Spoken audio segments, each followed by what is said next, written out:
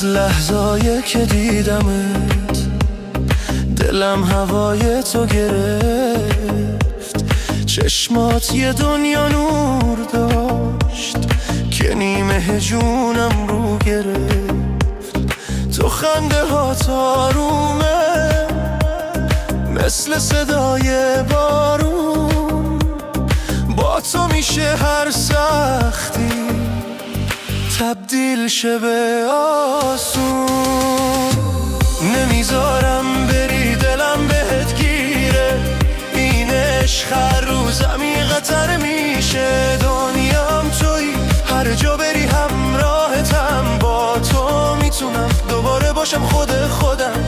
تو باشی پیشم میخنده چشمام، بی تو میمیره این دل بی پناهم.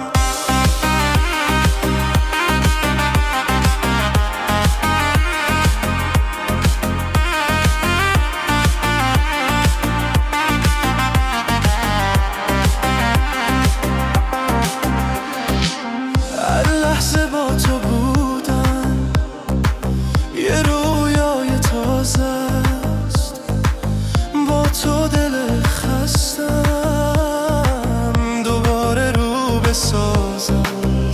دستاتو بده عشقم، بذار کنار تو باشم. بی تو این عاشق چیزی برای گفتن نداره.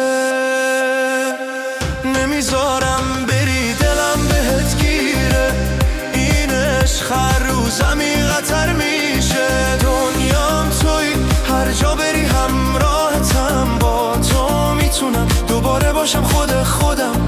تو باشی پیشم میخنده چشمام، بی تو میمیره این دل بی پناهم.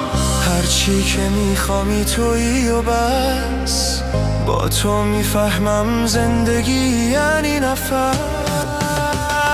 دنیام تویی، عشق همیشگیم. با تو میخنده این قلب سادگیم.